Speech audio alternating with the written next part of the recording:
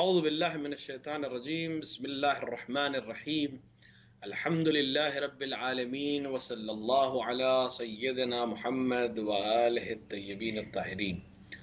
ناظرین اکرام، آپ کا استقبال ہے آپ کے اپنے پروگرام احکام رمضان میں، جس میں الحمدللہ آج ہم اپنی آخری قسط کو آپ کے سامنے پیش کر رہے ہیں، اور انشاءاللہ کل کا دن عید کا دن ہوگا، اور ہم سب خداوند عالم کی بارگاہ میں اس 30 دن کے روزے اور محنت اور مشقت اور تمام دعا اور نماز جو ہم نے انجام دی ہے، اس کی عیدی اور اس کی پاداش لینے کے لیے حاضر ہوں گے۔ امیر المومنین علی بن ابی طالب علیہ السلام نے ارشاد فرمایا ہے کہ وہ دن جس دن انسان معصیت سے یعنی گناہ سے محفوظ رہے، وہ دن اس کے لیے عید کا دن ہے۔ بے شک عید کا دن وہی ہے جس دن انسان معصیت پروردگار سے دور رہے۔ عید کا دن وہی ہے کہ جس دن ہم اپنے آپ کو اس طرح سے زندگی گزارنے کے لیے آمادہ کر لیں جس طرح خداوند عالم نے حکم کیا ہے اور ائمہ علیہ السلام نے تعلیم کیا ہے۔ ماہ مبارک رمضان کا اختتام پر اور اس آخری ایپیسوڈ میں کچھ ایسے مسائل جن کا تعلق عید سے بھی ہے، جن کا تعلق رمضان سے بھی ہے، اور تقریباً ہر مہینے سے ہے، اور وہ مسئلہ ہے چاند کا مسئلہ۔ کیسے ثابت ہو کہ چاند ہو گیا ہے؟ کیسے ثابت ہو کہ آج مہینے کی پہلی تاریخ ہے یا کل مہینے کی پہلی تاریخ ہے؟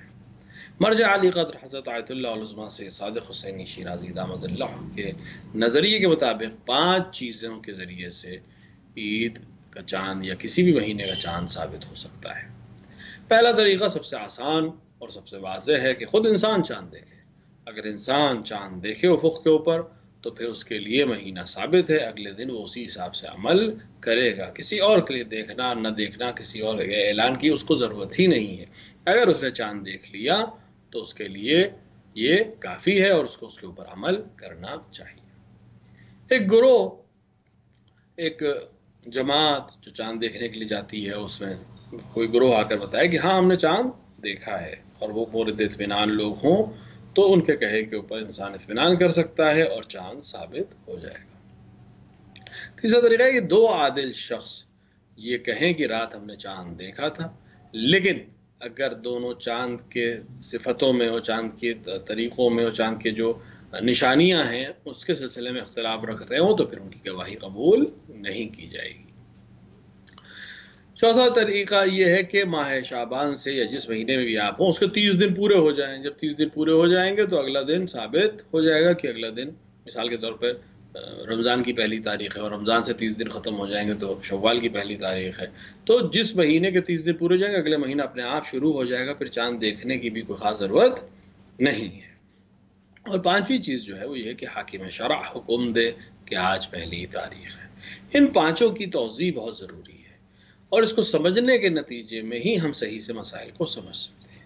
یہ جو مسائل ہر سال درپیش آتے ہیں یا اختلافات آتے ہیں، اس کی کئی وجوہات ہو سکتی ہیں، اور مسائل کو اگر ہم صحیح سے سمجھ لیں تو ہم اس اختلاف کے زمانے میں بھی بہت سکون سے اپنے مسائل کو حل کر سکتے ہیں۔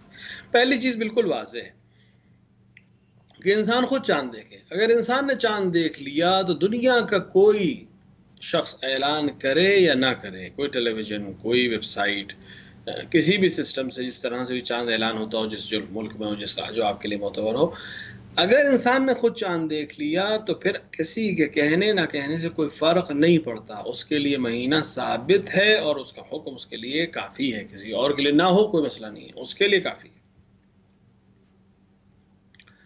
دوسرا طریقہ یہ کہ گروہ کہے۔ خوب، یہ گروہ کون ہو؟ یہ گروہ ایسے افراد کا ہو جو چاند دیکھنے کے لیے گئے تھے یا کسی کام سے باہر گئے تھے اور انہوں نے چاند دیکھا، باقاعدہ جانتے ہوں تمام مسائل کو اور ان کے اوپر اطمینان ہو۔ عام طور سے ہر شہر میں کچھ لوگ ہوتے ہیں جو جا کر چاند دیکھتے ہیں، کوشش کرتے ہیں، اعلان کرتے ہیں، لوگوں کو بتاتے ہیں، اور اس کے ذریعے سے ہم کو اطمینان ہو جاتا ہے کہ چاند ہو گیا ہے، اور اس گروہ کی بات کو مان کر ہمارے لیے مہینے کو مان لینا یا چاند کو مان لینا کافی ہے۔ یہ 2 چیزیں تو بالکل واضح ہیں۔ تیسری چیز جو ہے کہ 2 عادل شخص گواہی دیں۔ یہاں پر مسائل ہوتے ہیں، 2 عادل آ کر گواہی دیں جو آپ کے لیے مورد اطمینان ہو، تو آپ اس کو قبول کر کے چاند مان سکتے ہیں، بشرطے کہ دونوں جو نشانیاں چاند کی بتائیں، کس طرف تھا، اس کی جو چاند کا کرو ہوتا ہے وہ کس طرف تھا، اس کی جو باقی نشانیاں، کتنا باریک تھا، کتنا موٹا تھا، کس طرف دیکھا تھا، کہاں دیکھا تھا، یہ اگر دونوں ایک جیسا بتا رہے ہیں تو قابل اطمینان ہے، آپ اس پر عمل کر سکتے ہیں. لیکن اگر دونوں ایک دوسرے کے خلاف بتا رہے ہیں تو پھر اس کے اوپر اطمینان نہیں کیا جا سکتا. ایک اور مسئلہ ہے اس میں، اگر کسی علاقے میں چاند دیکھا جا رہا ہے تو اگر دو لوگ دیکھ رہے ہیں تو یقیناً کچھ اور لوگوں نے بھی دیکھا ہوگا، لہٰذا کوشش کر کے زیادہ سے زیادہ لوگوں کی گواہی اکٹھا ہو تاکہ اطمینان حاصل ہو جائے. اصل چیز ہے اطمینان کا حاصل ہونا، کیونکہ حکم شرعی اس کے اوپر مرتب ہو رہا ہے. باقی مہینوں میں شاید اتنے مسائل نہ ہو، ماہ شوال اور ماہ رمضان کے چاند میں یہ مسئلہ ہے کہ اگر چاند شعبان کا ہم نے رمضان کا دیکھا تو ہمیں کل روزہ رکھنا ہے، اگر ثابت نہیں ہوا تو پھر روزہ واجب نہیں ہے. اب اگر صحیح سے ہم تحقیق نہ کریں تو ہمارے لیے مسائل یہ پیش آئیں گے کہ ہم واجب روزہ رکھیں یا مستحب روزہ رکھیں یا نہ رکھیں. اس طرح سے کشمکش ہے. دوسری طرف اسی طرح عید کا مسئلہ ہے، شعبان میں اور رمضان میں تو کم سے کم ایک فائدہ یہ ہے کہ آپ قصد قربت کی نیت سے ایک روزہ رکھ لیں گے. اگر عید بعد میں معلوم ہوا کہ رمضان کی پہلی تو آپ کا رمضان کا روزہ ہے، نہیں تو شعبان کا روزہ ہے، وہ مسئلہ نہیں ہے.